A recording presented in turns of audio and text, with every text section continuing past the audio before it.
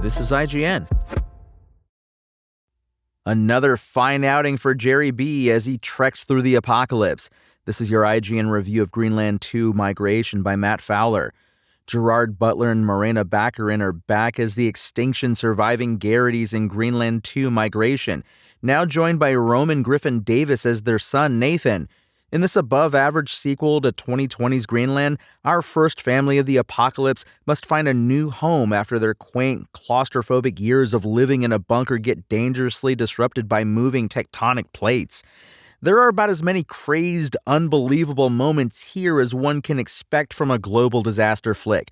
But migration moves fast, and like the first movie, focuses on the three main characters, relying on our investment in their safety and well-being to pull us through the wreckage and suspend our discerning, doubting tendencies.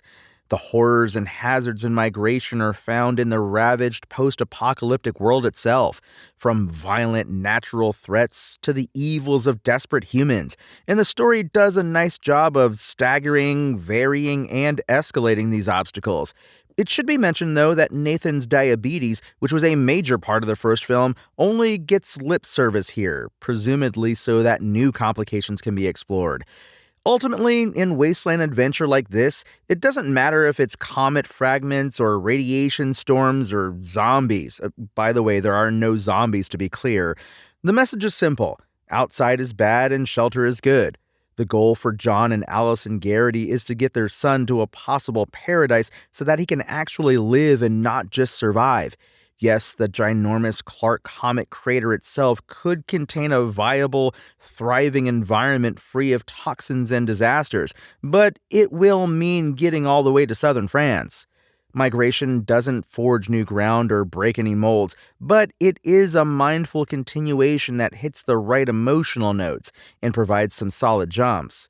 Butler has played cops and soldiers, but he's even better as an everyman, using his warm, gravelly voice and charisma to carry the weight of the destroyed world as he and his family squeak through cursed crucibles, sidestepping perils left and right. Butler knows his cinematic lane, and because of this, he's become one of the most stealthily successful B-movie bankabilities in the business. In fact, he and Jason Statham are probably the only two dudes getting theatrical releases for their mid-budget action movies right now. If they ever star in a film together, there might be a multiversal incursion. With that said, Greenland is the latest of Butler's better-than-expected projects to get a sequel after his Has Fallen series, Den of Thieves, and 2023's Plane, though that's continuing as a Mike Coulter vehicle.